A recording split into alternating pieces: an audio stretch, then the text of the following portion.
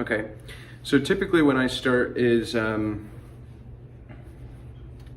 start with the longer end on the side where I have my hand here, and then the shorter end I go from the top 1, 2, 3, about 4 buttons down. All right, let's go. So take your fat end, the big end, and put it over the skinny end. Okay. I like to try to keep everything, all the business, everything I'm working on as close to my neck as possible. And bring the fat end underneath the skid end. I always take my skid end and place it under my nub and just kind of pinch it there in the armpit. And what that does is it just kind of keeps everything up higher.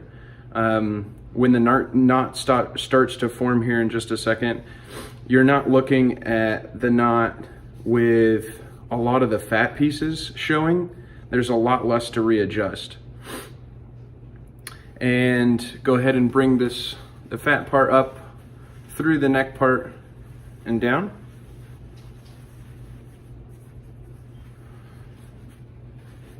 Okay.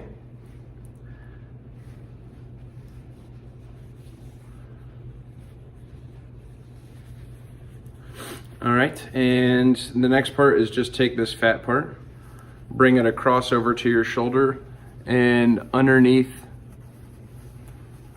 the neck part again, and then back through. Swoop. Okay, now all we're gonna do is readjust. We're gonna make sure that this looks tight.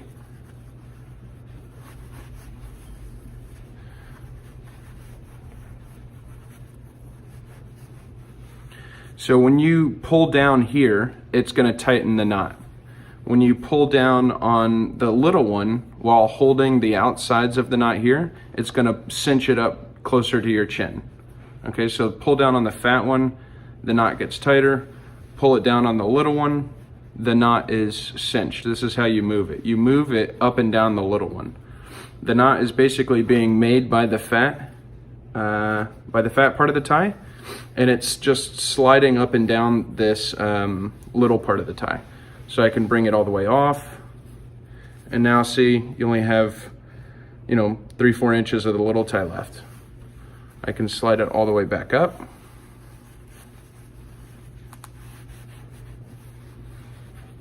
And now you have a lot longer little tie, right? So then the last piece is just, getting in front of a mirror and shaping it.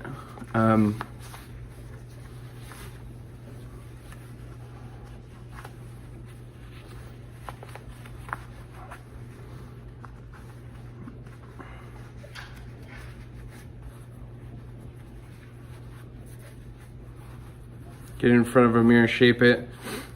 I think it always looks nice and crisp when this is just kind of looped like that. And pull it down, and there you go. Ta-da! The last thing that I wanted to add really quick is like a rule of thumb. When you finish tying your tie, the top of the tie while you're standing should come to the top of your belt loop. So when we first started, we were saying, hey, how many buttons down do I go on the little end? For me, if I go down 4 buttons, when I finish my knot, same knot that I tie every time, when I finish that knot, the big end goes down, just lays right down, my chest and belly and everything, and it stops, the bottom of the tie stops right at the top of the belt loop.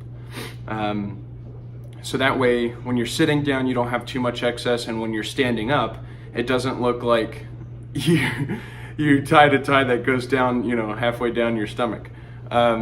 So that would be the only other kind of, after you finish your product and you're like, okay, awesome, the knot looks great, but, how do I know if I did it right? Well, to me, the biggest sign is, where does the big end, where does it finish off when you are done tying your tie? Also, notice on the little end how it will fit in the little holder, like in this little loop on the back of the big tie. So if I'm just standing here, to flip this around and show you really quick, this goes down below. So that's the other way I know that I tied it that I had my lengths appropriate when I first started the video off is because when the tie is now finished and it's tied, it sits at the top of my belt loop and the excess will sit at home right where it's supposed to go. If for some reason some ties are super short and they don't always tie that nicely, what you can do is take this little end and kind of tuck it underneath your shirt. Basically, people can't see it, especially if you're wearing a suit, but what's nice about that is it hangs out of the way, and look, you can't even tell that I've just done that. It doesn't do anything to the shirt, doesn't do anything to the tie, except for it makes that little part stay out of the way, right? And see, there it is. I hope that helps.